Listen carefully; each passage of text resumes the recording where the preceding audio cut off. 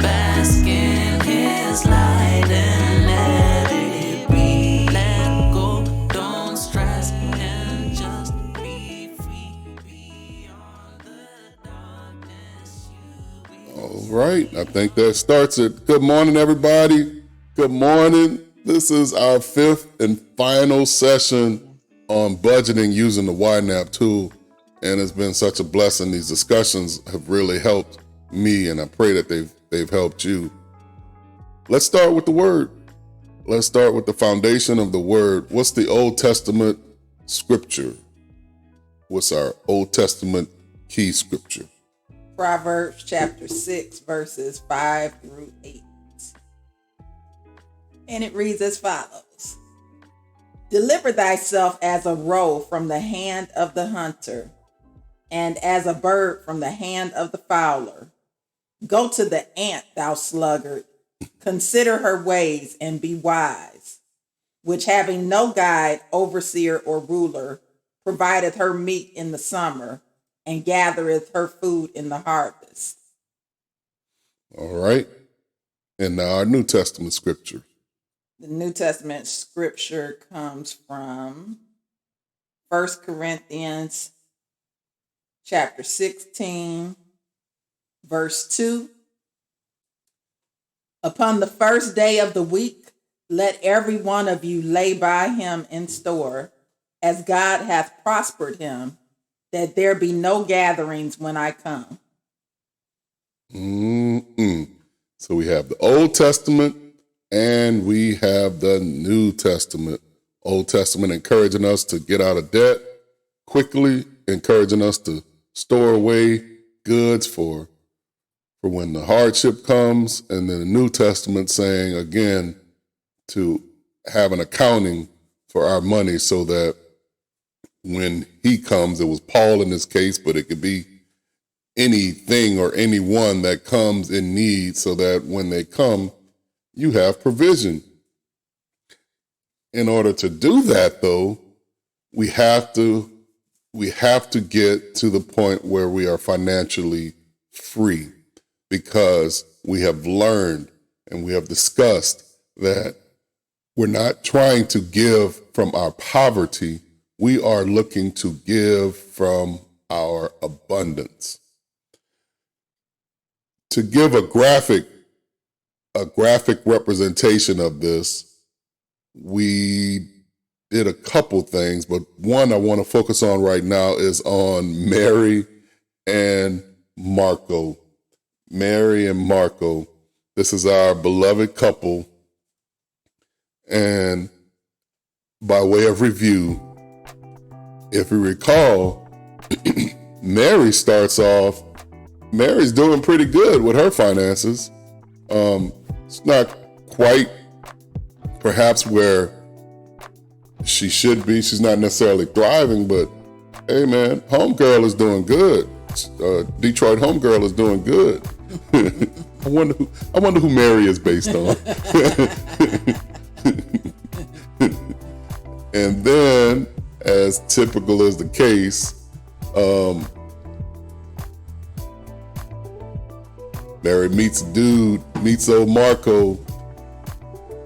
Marco ain't doing as well as her financially. He's just got so much debt that it's getting him down. Look at poor Marco. Marco's pretty sad.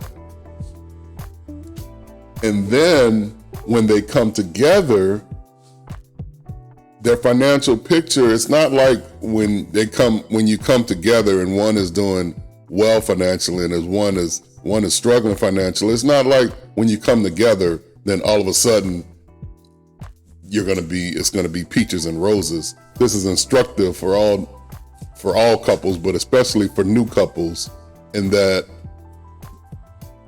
it's probably gonna be some tough times when you come together. We're using a financial example here, but we could use others, but let's stay financial. These are two people becoming one. One is better at finances than the other. It's not going to be like all of a sudden it's going to be great. But through training, and through advice and through wise counsel, we believe that they can make it. And that's why we're here today. We want Mary and Marco to make it, and we want ourselves to make it too. One of the tools that we've been using to assure that we do better financially is this You Need a Budget tool. We're not going to necessarily push any one tool over another, but they were kind enough to give us some free sessions on YNAB, and I pray that you got your links. Those who wanted it, there's still a few links left for a free session of YNAB. I think it's usually $100, Queenie. $100 annually. $100 annually. And they gave us complimentary annual passes All for right. the application. Okay. Well, there you go. All right, let's take a look at the YNAB tool, and we'll go right into the budgeting. We'll go back to September. So this is kind of how, let's go. So they were just learning how to budget. The first steps in budgeting, of course, is to pray. Then the next step in budgeting is to go ahead and categorize. Recall, that's why we kind of call this jelly bean budgeting. We used the jelly beans and we kind of separated them into our 4 larger categories. What's our 4 large categories?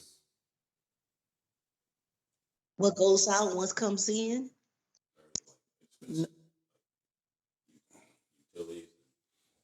So that would be considered like your life spending, like just general expenses you need to live, like paying your rent, buying gas. Yeah, needs and wants. So yeah, that falls under it, because we learned last week some of your wants could be going to hang out at the club for young people, going out on dates. You don't need to, but you need to eat, right? You need to pay your utility bills. So that was one, spending on life. And then the other category was spending on debt. Right. Right. So that's what we want So to eliminate. That's right. So we have 2 categories in that spend. So it actually becomes technically 4 categories instead of 3. So it's give, save, spend life, and spend debt. These are your 4 large categories. And we show them graphically a couple ways. One is on what we call the GSS gauge. So let's show that. So if you look at, all right, so we called it other on this one, but give, save, spend life, and spend debt. Here's your gauge: give, save, spend life, spend debt. And then that corresponds to our categories and our budget. Let me show you this little trick here. So you see you got give, save, spend life, spend debt as your large categories. All I did to collapse it was, you see this little caret button here, this triangle, you hit that and you can expand it. So we're going to show some tips and tricks along the way too, since we're in our graduate, we're in our, what do you call it? We're in our final victory lap. All right. Okay. Now, once you have the large categories, we're just kind of reviewing on how you set up your budget. Once you have the large categories, then you go for your subs.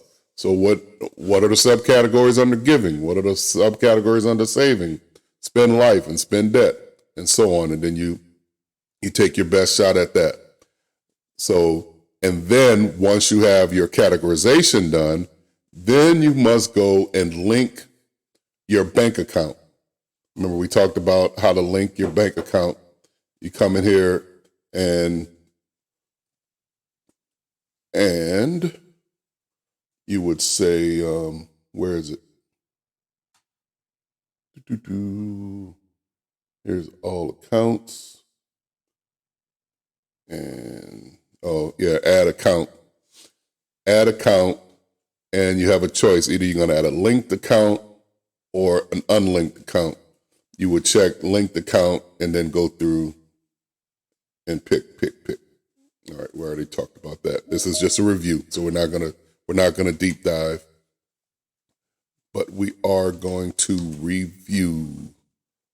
All right, now what else?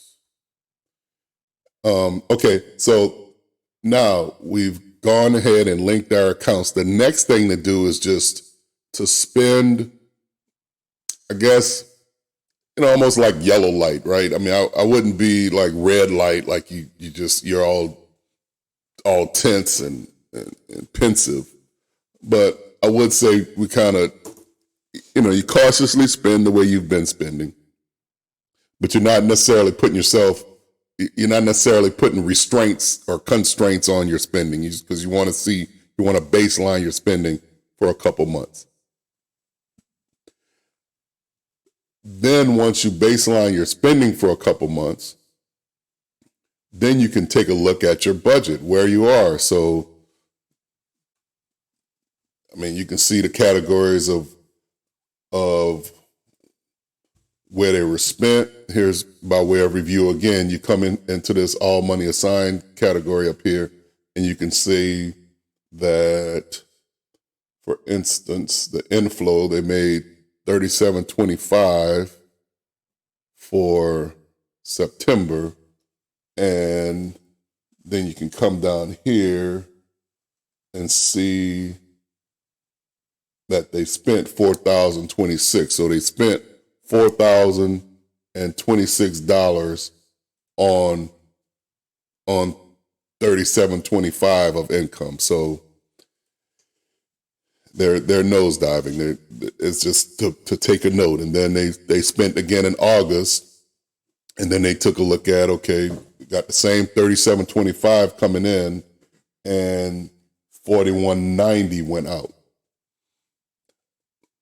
So this would tell you that if something isn't done, that they're just going to continue to dig this financial hole together this time. So there's a financial hole with just Marco before they got together, and now together they're dealing with a financial hole that they're digging themselves into every month if they don't make a change.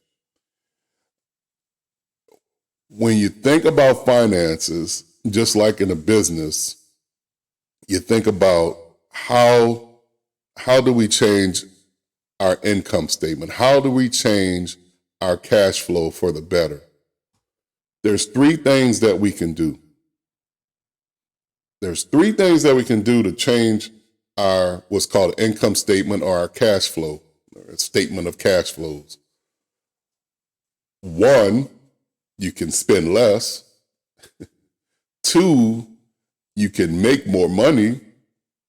And three, you can do both. We advise, particularly for Marco and Mary coming together, and particularly for all of us, if we're in a situation where we're nosediving financially, we got to do both. We got to figure out ways to bring in more money, and we have to figure out ways to tighten the belt. By way of making more money, let me share this.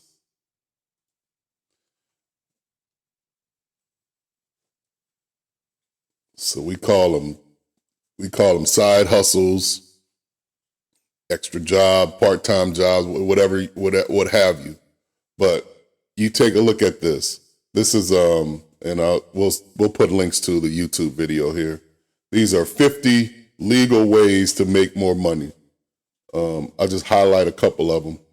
One is you can get up to 40% cash back when you just pay for stuff.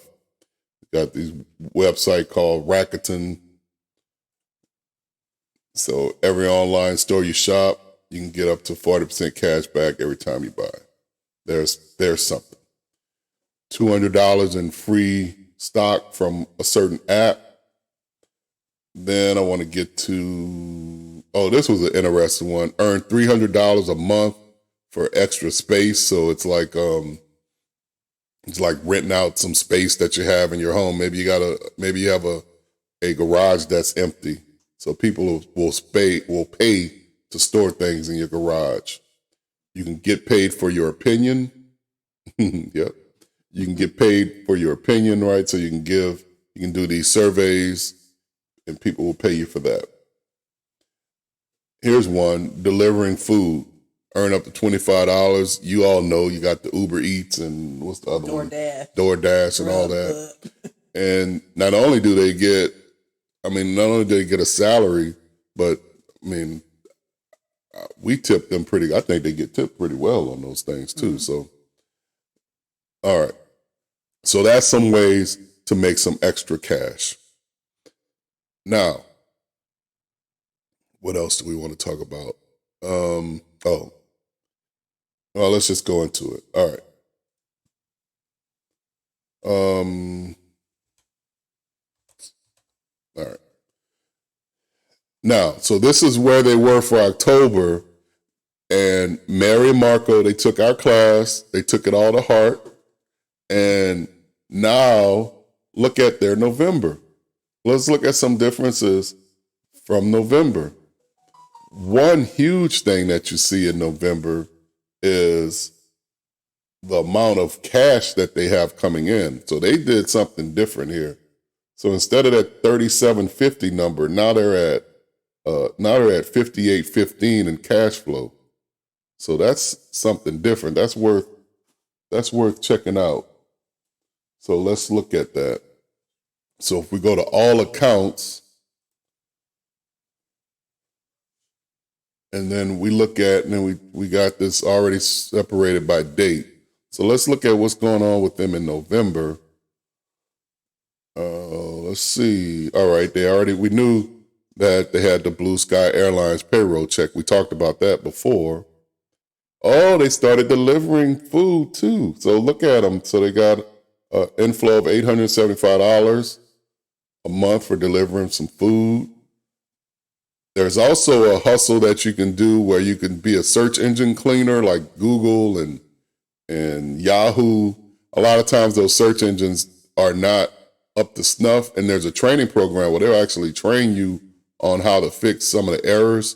So Mary went ahead and did that, and she's bringing in an extra $1,200 a month from that. So you see, it's not necessarily passive income, but it's not really breaking their back either. They're young folks, and they can get out there and make a little extra money. Now, this is the thing. That's why we just wanted to kind of take a baseline.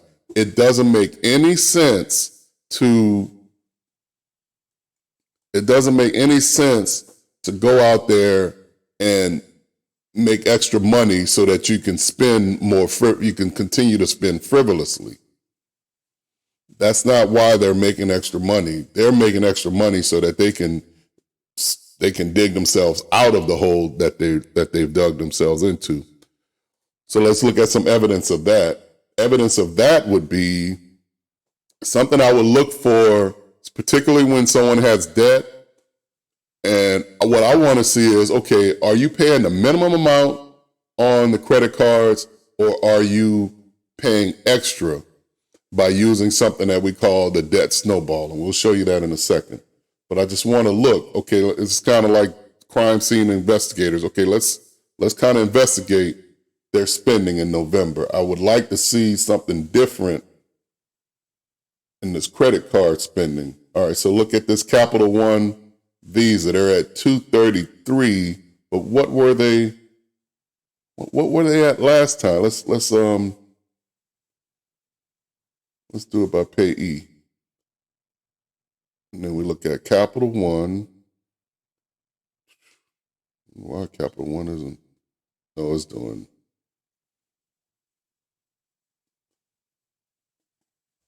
All right, so what do we see here? So in August, they were paying $88. In September, $88 again.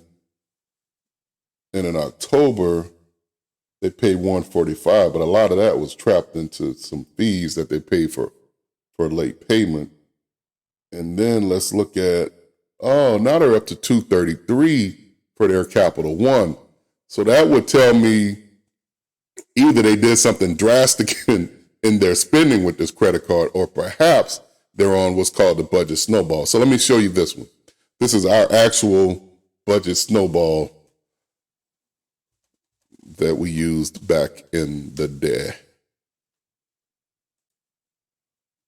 At that time, what we were looking to get out from under was our 2011 Taurus, which was with Bank of America, and then we went with SunTrust for our Explorer.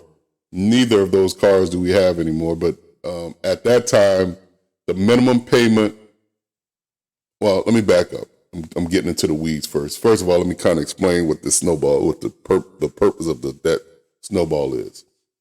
Getting a little bit ahead of myself. The debt snowball is when you pay your lowest balance of your indebted accounts first. And you target the lowest balance and you throw all of your extra money at that particular debt. So gives you the benefit of the snow. You pay the minimum on everything else. And you pay the minimum on everything else. So the debt snowball says, I want to look at my least amount that I owe, and I want to pay as much as I can on that. So any extra money I have, I want to put it towards that, and then I pay the minimum on everything else. Yes, ma'am. Okay? Now, this spreadsheet, again, this is something we're going to give to you all. We'll put a link to it, and we'll give it to you absolutely free because we love you. Okay. The normal monthly payment for these two debts for us was $1,292. With the debt snowball, we were able to pay $307 more per month.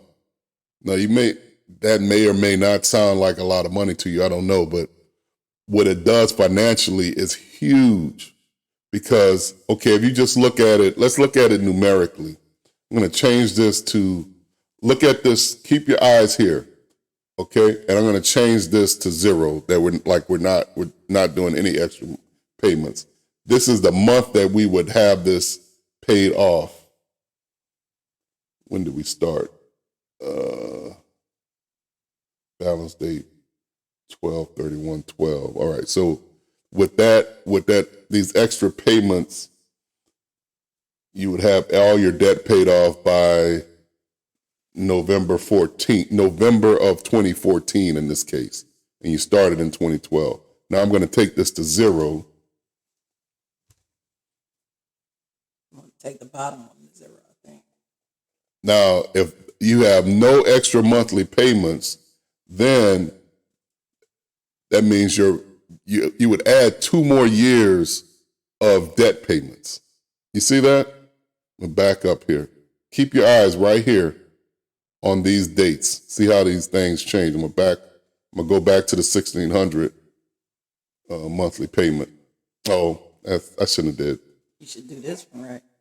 The snowball becomes 0. No, yeah, I want the snowball to be 0. So I want to change that to 1292.8.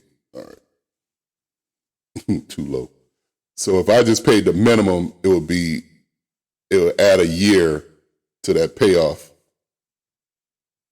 cycle, if you will, because April 15th would be the payoff. What we did was we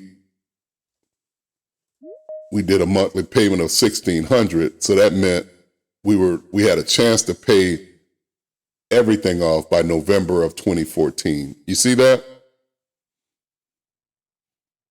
And then you can just play with this and say, okay, well, shoot, that felt good. What if we were able to go and do some more hustling, and what if we were able to pay $1,800?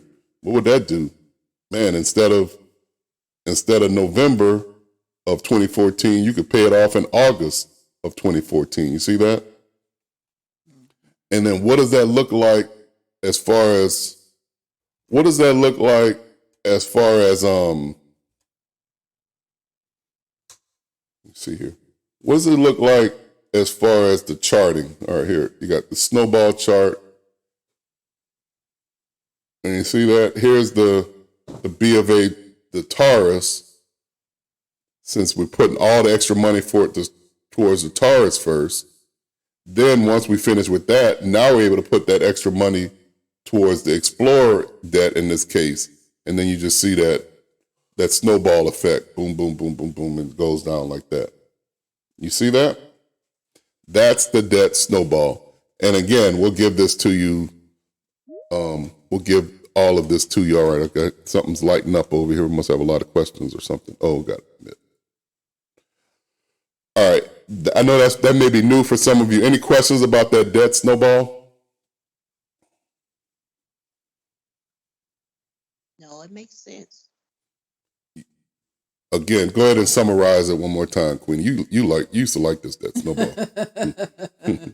So you take a look. So the debt snowball, in summary, you take a listing of all the things that you owe, all of your debts, whether it be your mortgage, your credit cards, your car loans, your student loans, whatever debts that you have, you write a list of all of them, the names of those debts. In the next column, you write down your current balance on all those debts. And then you order them from lowest to highest. So if I have a credit card and I only owe $500 on it, with my student loans, I owe $20,000, that credit card is going to be on the list first. And I want to stress that you want to do it based off of the balance. You will hear some people say to do it based off of which has the highest interest rate. But from our experience, we've learned that it's better to do it based off of the balance, because if you can pay off that lower balance, it gives you a sense of accomplishment the faster that you're able to knock some of these payments out. So again, you're going to order it from lowest to highest, and then you're going to pay the minimum balance. So let's say you have a list of 7 different creditors that you owe. You're going to pay the minimum payment required on the top 6, the 6 with the highest balance. But the one with the lowest balance, you're going to pay extra. You're going to pay more than the minimum. So any extra money that you have, you're going to swing it towards that lowest balance so that you can get that one paid off in a more expeditious manner. And then once you've paid that one off, then you go to the next one on the list, the next lowest balance, and you just keep repeating that process. Then you're going to swing all of the extra money. So if I had that credit card where I was able to pay, let's say my monthly payment that I was doing on the credit card was $400 a month to get that paid off. Well, then once I get that credit card paid off, I don't have to use the $400 on that anymore. I can swing that $400 to the next one on the list, and it just snowballs from there until you get all of your debts paid off. So that is the basic concept of the debt snowball. All right. Thank you for that. And don't let your temptation get to where you start using that one that you paid off. Exactly. Cut it up and put it away. Put it away. Don't touch it. And that's why, that's why we do. Look, you get to see the beauty of this when you're charting like this. I mean, you get to see how these debts are coming down, down, down, down, down. And what we would do is we posted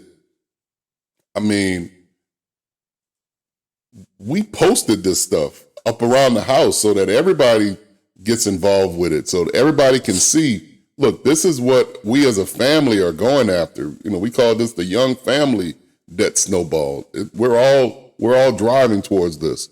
And then you got to find ways to make this, I don't know if fun is the word, but notable, exciting, something that you're not going to quit, something that everyone is involved in.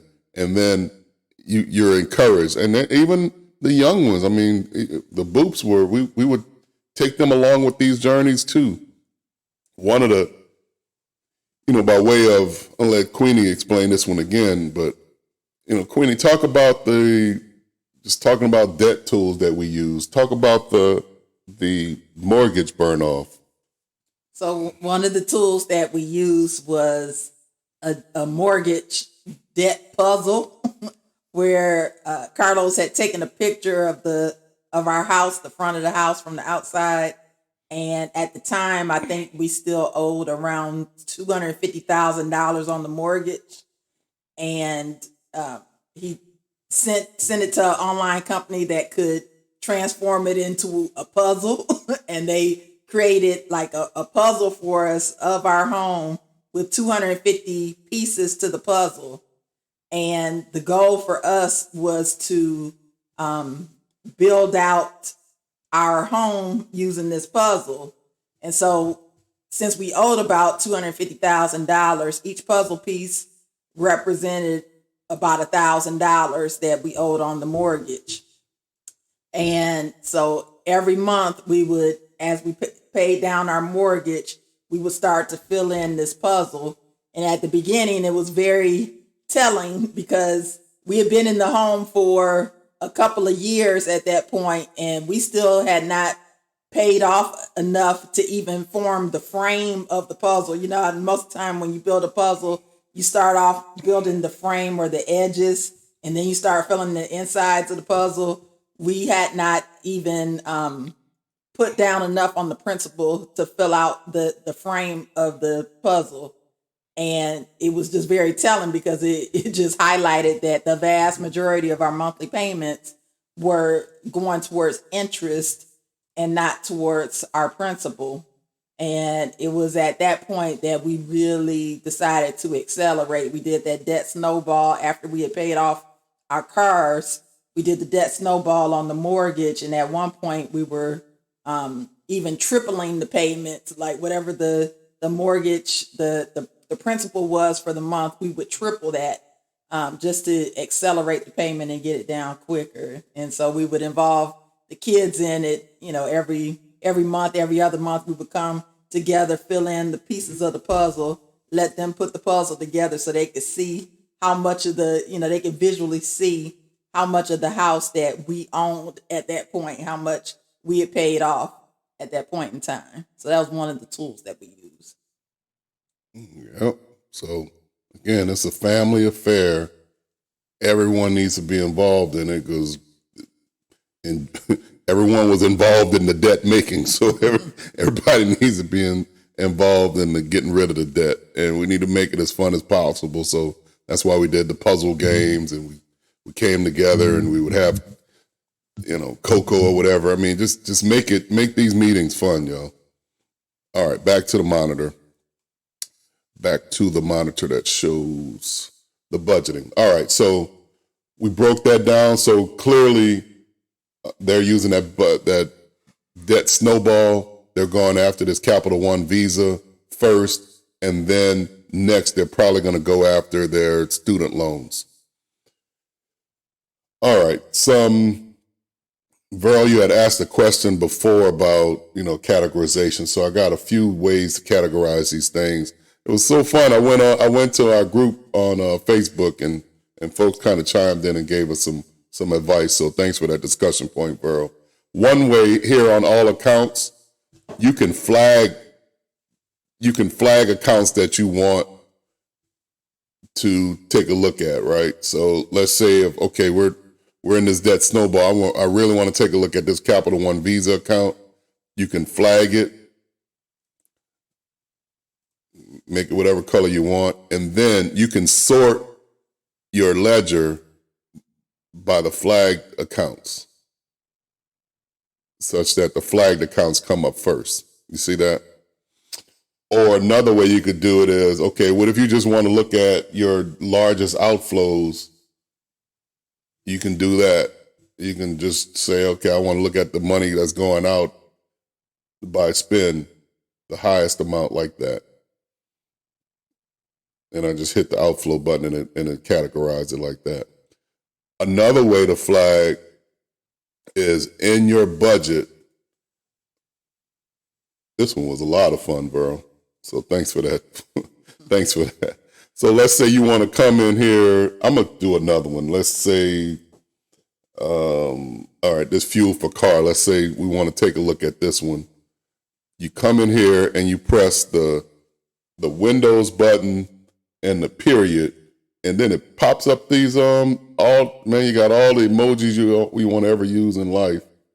And I don't know, you just pick an emoji. And I don't know, I do musical notes. I feel musical today. So you can say musical notes. So that way when you're looking at your budget, okay, you can see, okay, the fun money category, the fuel for car. And then in all the reports, it kind of puts these emojis too. So you have a way to, kind of look at these first, if you will, or have these be notable.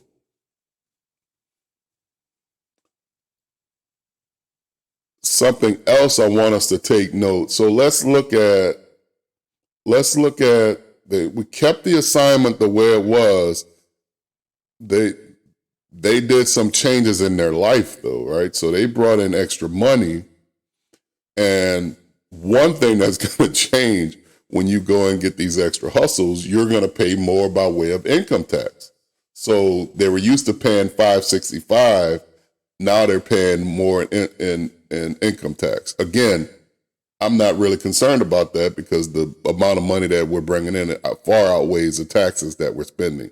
But it is something to take a look at because this is something that in December, when we budget for December, we want to change that. There's no need to keep this at $565. We'll never hit that again as long as we keep with our side hustle. So we want to change that to $825. Look at this fun money category. He was used to spending $220 in this fun money. And then remember I said you got to change your ways 3 ways, right? So you have to look at your expenses to lower them, increase your income. You got to do both. And when he did both, he increased his income. So of course that made his taxes go up, but he's also decreasing where he can. So this fun money thing, he's working too much. He ain't got time to be doing as much as he did anyway, which is a good thing for a young person. It's a good thing for all of us. So we went from $220, he spent $150 on that $220 that was budgeted. Fuel for the car. Why would his budget for the car go up?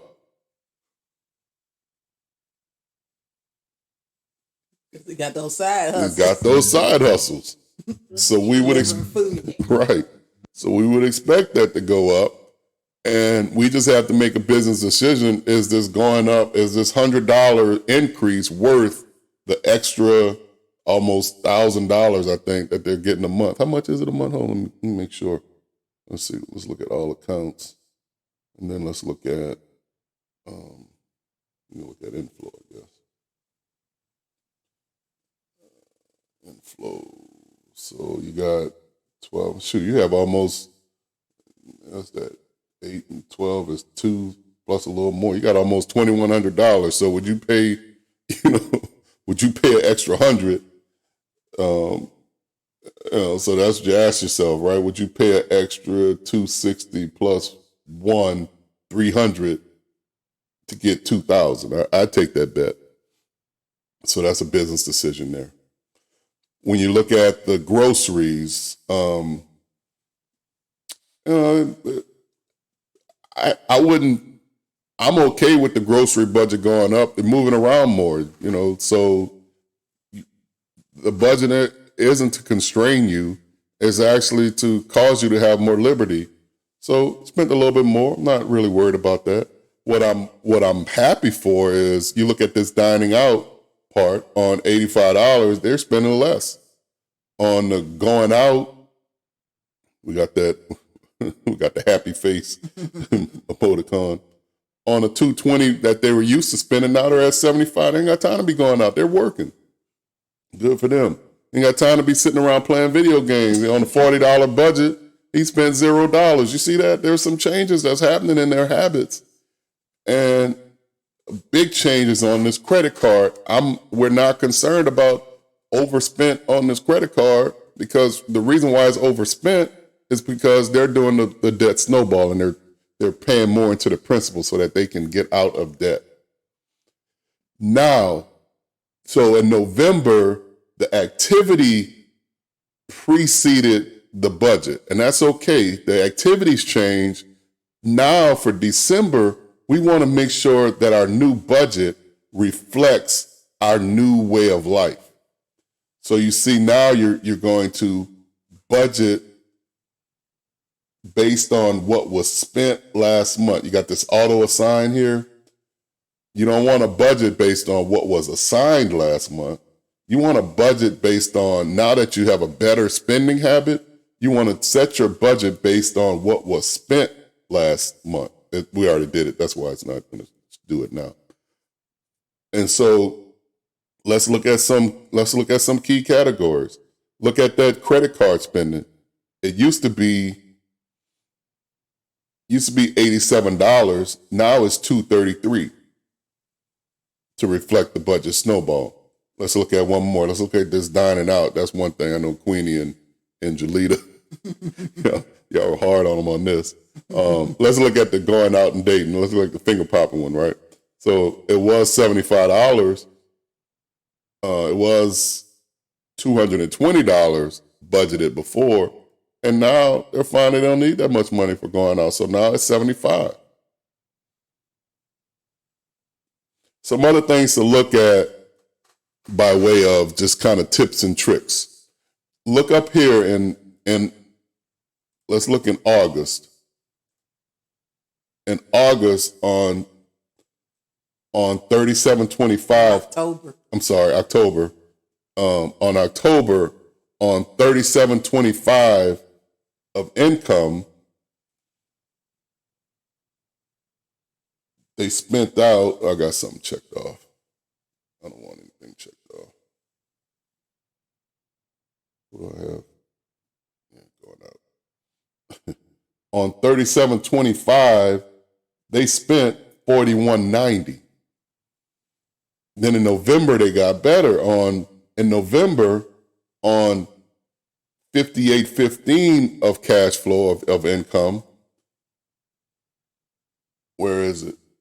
Activity. They spent $38.99. So they were under. So now they can, the extra, they can put the fund money, they can put to paying down more debt, which is probably what we would probably recommend, kind of a half and half. Take a little bit for yourself, have some fun with it, and then take the extra too and pay down your debt is how we would advise. All right, so that's something else to look at to kind of see if you're doing the right things. Also look at this age of money. This is unique to You Need a Budget, because they're trying to get us to not live paycheck to paycheck. Whereas in October, they had 2 days before they needed to go and find some more money in the given month. Now they got a little bit more wiggle room, 11 days. The way this tool works is, now what I advise is get out of debt first. So I'm not so worried about this age of money thing yet. Get out of debt first, and then once you're out of debt, then you can start paying in advance. So you can start paying your gas bill, your light bill, your internet, pay it a month in advance, and then this 11 days will start getting to 30 days and above. That's what that's for. Okay? All right. Now, what else? There was one other thing I want. Oh, the reports. So let's look at October as far as the report in the spend life category. Income tax, we're not gonna worry about that. All other categories, 430, fund money, 300. I mean, so you can see it kind of the same way.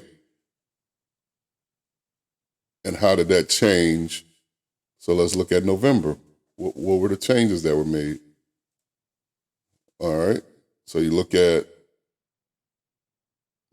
can't even find that fund. Their fund money's way, way down now to 150. So you see how as their spending habits change, of course, it's going to cause these pie charts to change too. Another tip and tricks. Remember last time we said that we were going to get into the net worth. And the only way to really make the net worth right is to add all of your assets. One of the assets is a F-150 truck that they both have, and then the retirement savings that they have. So how do we add these types of accounts? This is an unlinked account, so you call it unlinked, and then you just give it a nickname. So let's say Mary has a 2014, I don't know, what car you want to give her? Give her a Mustang. A Mustang. All right. Then you select the account type. The account type, you got to come all the way down. It's an asset. And what is your current account balance? For this it's the how much the blue book value, or what's the value of the vehicle. So 2014 Mustang, I don't know. Let's give it $10,000. Next. And done. All right. And now you see that Mustang is added there. You see that? What about her wedding ring? Then if she's got a wedding ring, you could add that. Right. So there's other stuff that we can add into these categories. Now, once we do that, I'm going to delete this account. All right. Once we do that, when we go to reports and we go to our net worth, you'll see now all of a sudden the net worth, they're not upside down anymore like they were. That's why I wasn't concerned about that before. So they actually have a positive net worth of $19,715 because their debt, I don't know why it's calling zero for debt. All right, this is something else we got to fix here. I don't know why it's showing zero for debt. So anyway, got to fix it. Then wonk, wonk, wonk. All right. Then the other category is the income to expenses. So you see the big increase in their income in November, which is driving. They're at $13,265 from September to November, and their net is actually, for the first time, they're actually positive. Man, that's a great day when you get to this day when you're actually positive on your net income. In other words, you're not spending more than what you are bringing in. That's a happy day. So good job to Marco and Mary. And with that, that's all of my notes. I think we covered everything with budgeting, y'all. Now it's just with them. They just got to keep on keeping on. They did a great job. You all did a great job too. Now we know how to budget. We're here for you as far as when you start actually using that you need the budget tool, y'all. So we'll be here to kind of walk you along through the way. But that's it. Now you're trained. You're well trained. I thought you had some trivia questions for them. Oh, yeah. We got some trivia questions. I want to say thank you so much. I'm hoping Yvonne can return my call from Monday morning. I'm going to call you right after this class. Yeah, okay. And I'm trying to put everything on my laptop because I've been doing it on my phone, and some stuff I can't see. So if I don't get a call, I'll be driving up with my laptop. So you can get me See what's funny? Because I'm in a I guess a phase of my life I stopped writing everything down, and of course trying to keep up with 7 different people's lives, it gets jumbled up, and I'm really amazed that I'm doing as decent as I am. But I want to be better. So I've already started utilizing the debt snowball because I didn't have a lot of debt, but I'm beginning to see where I could do better. And then the other thing would be talking about construction, but that's not a thing. But I want to tell you, I thank you. I appreciate it. It's really helped me a whole lot just these last couple of weeks. Well, thank you. And it's been a wonderful discussion. Appreciate you all. Y'all ready for the contest. I guess how we're gonna do it is you got to raise your hand, and whoever answers the most, whoever answers the most questions is gonna win a prize. Whoever's first is gonna. I'll give you a choice of books. I'll give you a choice of some great books that I love. So with that, let's start the festivities of the questions. Queen, I wanted you to read the questions, but I wrote in my scribbles. I don't know if you can understand that. Can you understand it? If you can't, I'll do it.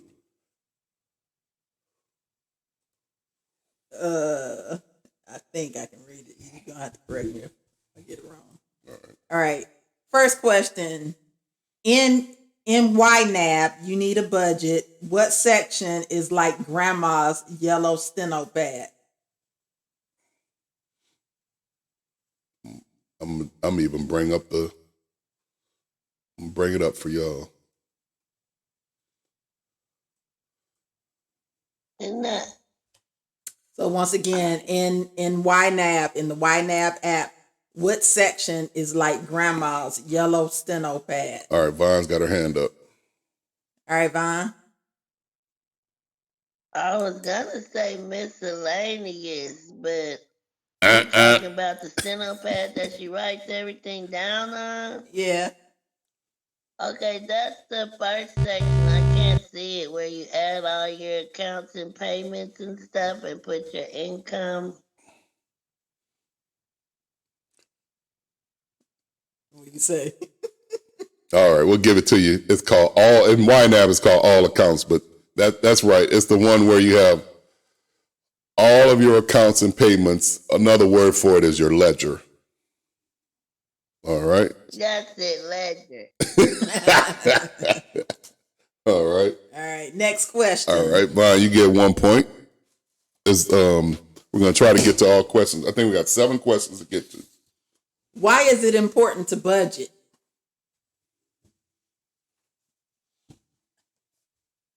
We got Von again. So you can know where your money, how much money you have coming in and going out, and what you're working with, and how to increase your net worth. That's right. All right. We have some other answers.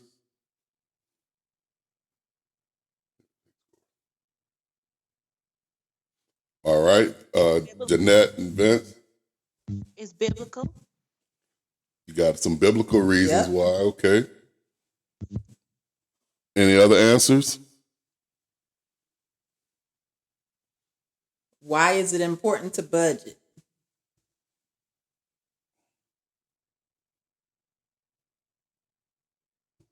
Okay, so a couple things that weren't mentioned. It helps to give you a sense of financial freedom, and it helps to liberate you from the bondage of debt. Okay. All right. Question number 3. Each week we've highlighted a key verse from the Old Testament and also one from the New Testament. Key Bible verses that deal with budgeting. What were those Bible scriptures? What's the Old Testament scripture and what's the New Testament scripture that we started off with? Right. I see. Jeanette and Vince. Yep, Jeanette and Vincent. Proverbs 6 and 2 Corinthians 16 and 2. Mm-hmm. Yes, indeed. That's right. 1 Corinthians, though, not 2 Corinthians. All right. So Proverbs chapter 6, verse 6 through 8, and 1 Corinthians chapter 16, verses 1 through 4. All right. In the very first class, so this is week 5, I think in the very first class, Carlos had shown a visual example using jelly beans. What was the purpose of, I guess, what was the meaning behind the jelly beans? Why did he use that as a visual tool?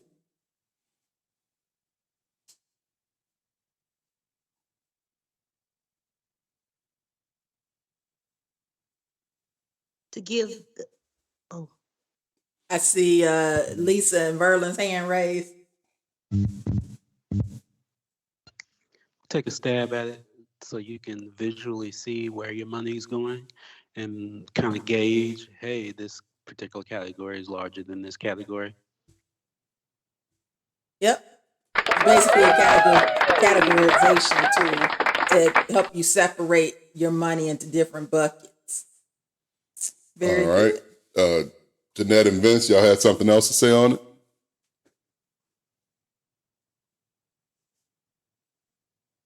It was the same to divide up the give, save, spend of it all. The All right. budget. Okay. Good job. Next question. We've used this example of Marco and Mary the last couple of weeks. What's the significance of Marco and Mary's story? What can we learn from them? I think it's the importance of budgeting and saving. They both came into a situation and neither was really making each other's lives better. Okay. Thank you, Verlin. Anybody else want to have something different to add to it?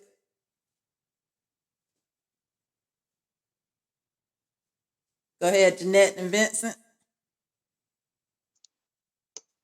They were young and starting out and felt like they was trapped in debt and needed a way out. So they had to come together as a couple and, make it happen for themselves. That's right.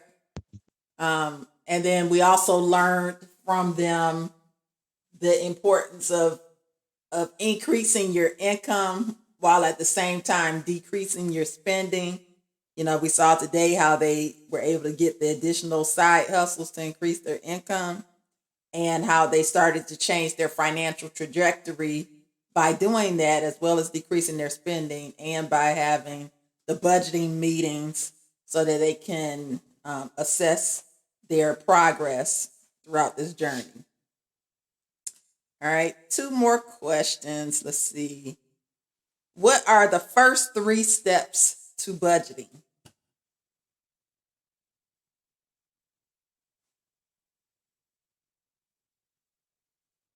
First 3 steps to budgeting. Jeanette and Vincent, you got your hand raised. Oh, by the way, the scoring is real tight. Jay's taking score. It's tied 2-2-2. Raquel, jump in there. Where you at, girl? Jeanette and Vincent, your hand is raised. Is that raised for this question or you? Yes. Okay, go ahead.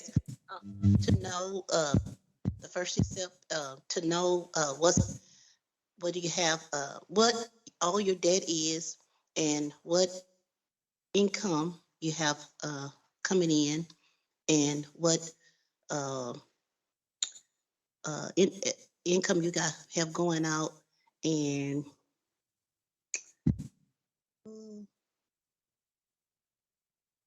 your, I don't know, I forgot. What's going out, what's going out, what's going in, all your debt. Oh, that's it for me. What'd you say, Manny? Well, we'll give her half a point. We'll give her half a point. Go ahead, Burl and Lisa. Does it go back to our 3 main points on the YNAB, the give, spend, and save categories? That's one of the reasons, no doubt about it. So you get a half on that one too. The first 3 steps to budgeting. Number 1 is to pray. Right. Then the second step is to assign your categories. So that'll be what you just talked about, Verlin, the top categories: the give, save, spend life, and spend debt. And then the third step would be to assign your subcategories. So under give, who are you giving to? under spend life. What are you spending money on? Those subcategories. All right. And then our last question, what are three ways, three methods in which we can increase our income? All right, Jeanette and Vincent. We can spend less, get an extra job. Mm-hmm. That's it. Pay off your debt. That's it. You got that one, boy. Everybody's got their hand raised on that one. That's it. If we don't learn nothing else, that's how you do it. You gotta spend less, and you gotta earn more. But that'll help everything with your cash flow. Chase, what you come up with? What you're scoring? Vaughn had 2. Hey, come on into the. Hold on, Chase. Come on into the picture frame. Come over by that so they can see you. Duck your head in. You sitting on the picture, bro. That's crazy. There you go. All right. Miss Vaughn had 2. The Friars had 2.5, and Mr. Vincent and Mr. Nat got 3.5. All right. Woohoo! Good job. All right. So, Congratulations. congrats. Thank y'all for playing. Thanks everyone for playing, because if you don't play, you can't win. All right. Your choices. Oh man, all these are some favorites of mine. Let me see if I can get them to line up right. Are they lined up? Yep. It's Take My Hand by my favorite contemporary artist, that's Dolan Perkins Valdez. Raising Black Children, Post-Traumatic Slave Syndrome by Dr. Joy DeGruy. And then one of our favorite ministers, Reverend Overall, the Church That Jesus Christ Built. Which book would you like to have?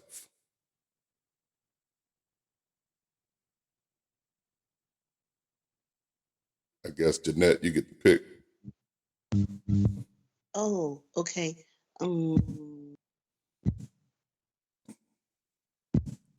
You want to know a little bit about each book before you pick? Yeah, the first one and the last one. So the first one, Take My Hand, is historical fiction. She does a great job. She talks about the plight of these nurses in Tuskegee, Alabama. And the last one is Minister Overall uses biblical and historical references to talk about the church that Jesus Christ built. Oh, the last one? Reverend Overall, that one? Yes, thank you. All right. Shout out to Reverend O. We'll get that to you directly. All right. Thank you all. And with that, that's all I got, y'all. Thank you so much. It's been a wonderful time, wonderful session. We're going to take next week off. We're not taking it off. We're going under the bridge. No, it's the last. Oh, man, is it? Man, that came quick. Wow. Okay. It is what it is. We're going under the bridge next week. All right, with that, I'm done, y'all. If y'all got, unless you have any questions, what questions do you have?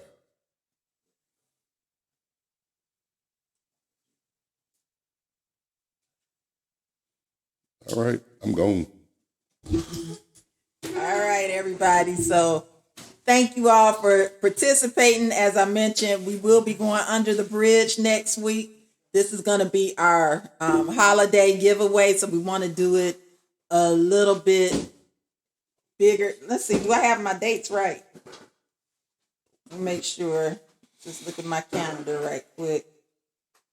I think it's December. So we off today. We a week off because we're supposed to be having business meeting today. That's all right. All right. So, but next Sunday we will do Under the Bridge.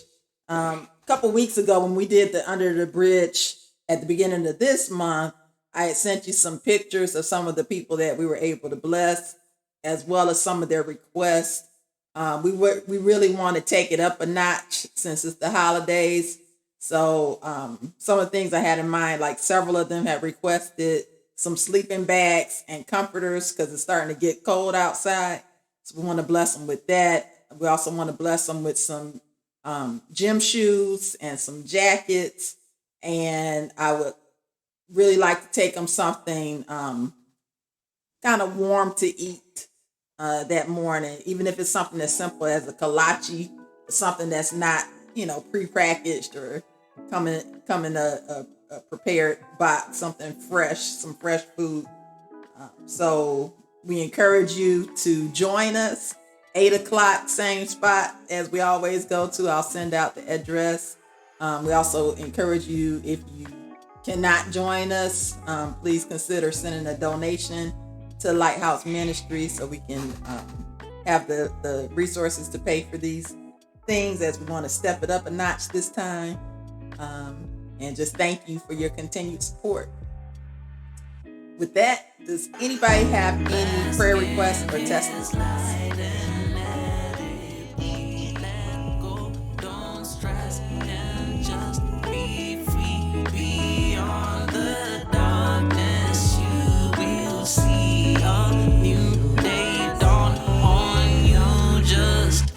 Be honest with yourself.